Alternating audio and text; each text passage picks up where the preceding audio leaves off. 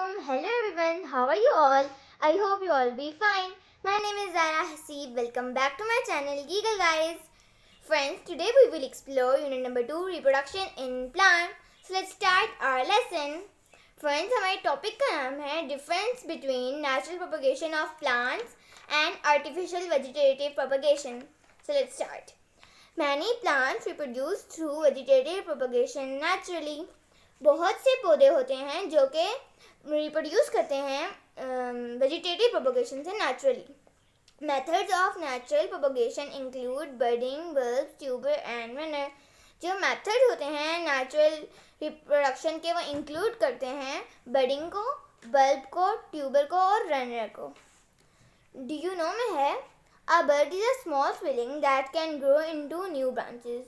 जो एक बर्ड होता है वो एक स्मॉल स्विलिंग होती है जो कि ग्रो कर सकती है नई ब्रांचेस को, शाखों को, लीव्स पत्तों को और फूल फ्लावर्स फूल को. इन वेजिटेटिव प्रोपगेशन में roots and shoots grow from buds. जो रूट्स और शूट्स होती हैं वो बर्ड से ग्रो करती हैं. New plants are form from these buds. जो नए पौधे होते हैं वो फॉर्म करते हैं दीज बर्ड्स से, उन बर्ड्स से. अब इनमें जो इनके जो मेथड्स हैं अब उन्हें रीड करते हैं. तो पहला मेथड है बडिंग. तो बडिंग में है juicy leaf plants like air plants. जो जूसी लीफ मतलब जो जूसी टाइप के पत्ते होते हैं, जो उनके पत्ते होते हैं, जो उनके पौधे होते हैं, लाइक जैसे कि एयर प्लांट के have birds at the margins of their leaves. उनके पास बर्ड्स होते हैं उनके लीव्स के मार्जिन पे. Each bud develops into a new plant. हर एक बर्ड एक नए पौधे में तब्दील करता है, डेवलप करता है. Air plant is also called ज़ख्म हयात. जो एयर प्लांट होता है उसे ज़ख्म हयात भी कहते हैं. बल्ब, तो एक और जो उसके मेथड में इंक्लूड करता है वो है bulb. A bulb is a type of an underground stem.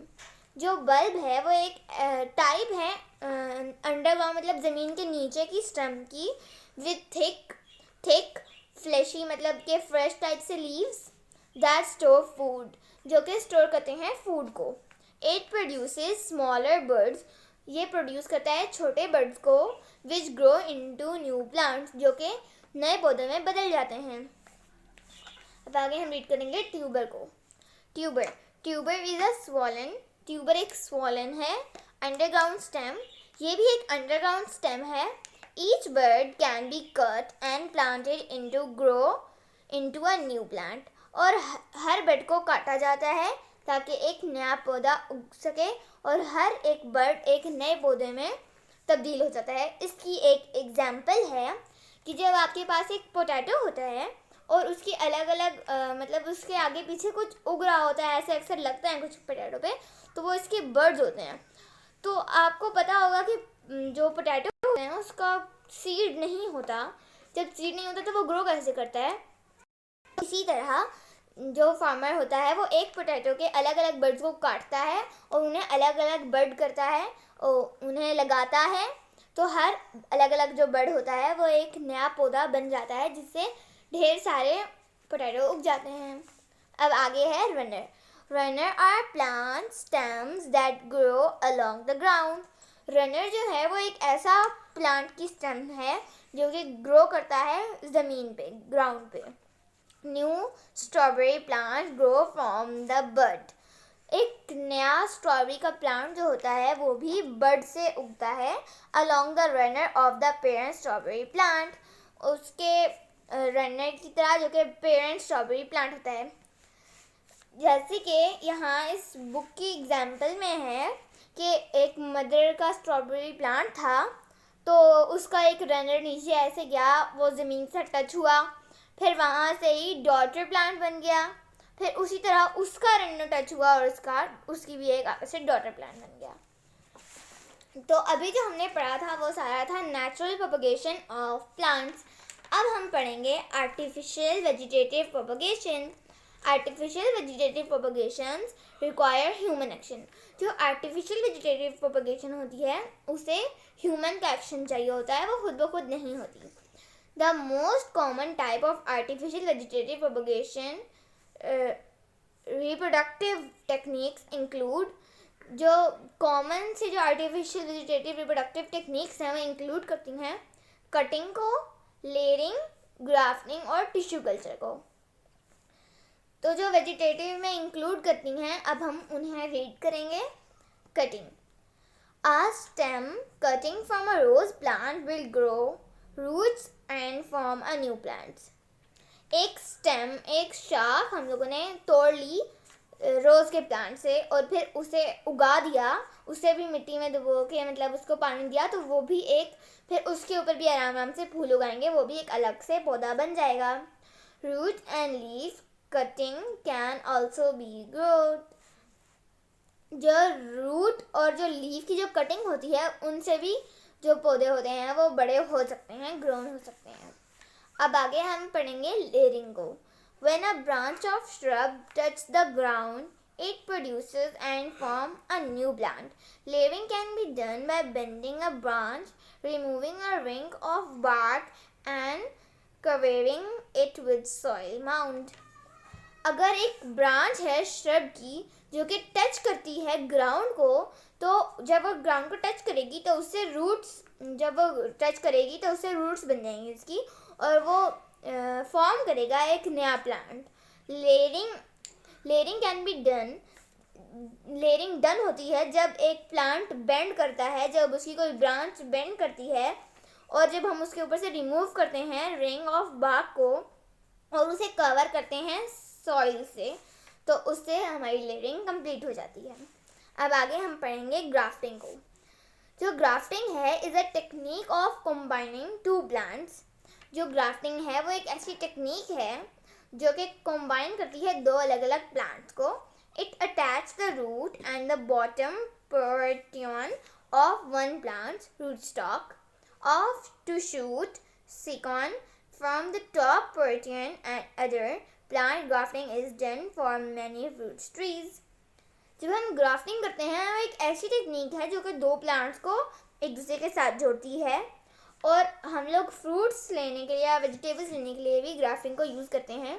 जैसे कि एक पौधा था हमारे पास, और हमारे पास मतलब दो अलग अलग टाइप के पौधे थे, तो हमने यहाँ से भी एक पौधे को तोड़ा और मतलब दूसरी साइड से भी एक पौधे की स्टेम्स को तोड़ा और फिर एक जगह पर उन दोनों को एक साथ लगा के उन्हें रैप कर दिया, तो वो ऐसा ही बड़ा होगा कि एक नीचे से कोई और कलर था, ऊपर से कोई और कलर था, इसी तरह वो बड़े होंगे और अलग अलग वो फ्रूट्स या वेजिटेबल्स देंगे, और ग्राफ्टिंग को इसीलिए यूज़ भी किया जाता है।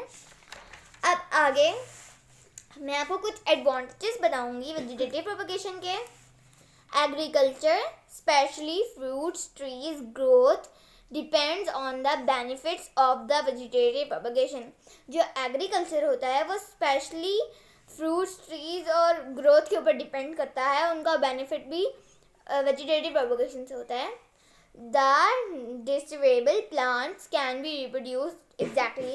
जो डिसीरेबल प्लांट्स होते हैं वो भी उसी तरीके से रिप्रोड्यूस करते हैं, क्विकली, तेज़ी से और चीपली, बाय दीज मेथड्स, उन मेथड से।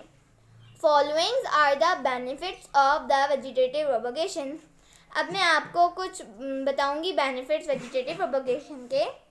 Quick and easy way to produce new plants. इसका बेनिफिट ये है कि क्विक, तेज़ और ईजी, आसान वे है प्रोड्यूस करने का नए पौधों को। New plants are identical to the parent plant.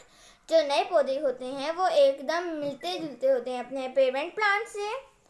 डिसीरेबल fruit characters are maintained only are one parent is required for reproduction, so there is no need of pollination etc. जो डिसीरेबल फ्रूट होते हैं करेक्टर्स वो maintained होते हैं और सिर्फ parents plant जो होते हैं उन्हें रिक्वायर्ड होता है reproduction, so these are not of pollination etcetera, तो उन्हें पोलिनेशन नहीं चाहिए होती। Plants that do not produce seeds जो पौधे जो कि सीड्स को प्रोड्यूस नहीं करते are propagated by these methods. For example, banana. These are some disadvantages as मतलब कि उनके कुछ disadvantages भी होते हैं. No new variety can be produced. इससे कोई भी नई वैरायटी नहीं मिलती आपको, मतलब जिस तरह के थे उसी तरह के मिलते रहते हैं. Can not cope with changing environmental conditions. वो कोप नहीं करते, मतलब जब चेंजिंग हो रही होती है एनवायरमेंटल कंडीशंस की. Very little chance of surviving any disease attack. बहुत कम चांस होता है कि जब कोई डिजीज़ का अटैक हो उन पर और फिर वो सर्वाइव कर सकें. तो गाइस, अभी मैंने आप लोगों को इनके डिफरेंस भी बता दिए हैं और एडवांटेजेस भी बता दिए हैं. आई होप आपको मेरी ये वीडियो अच्छी लगी होगी. अगर मेरी वीडियो आपको अच्छी लगी है तो मेरी वीडियो को लाइक कर देना और चैनल को सब्सक्राइब करना मत भूलिएगा. अल्लाह हाफिज़.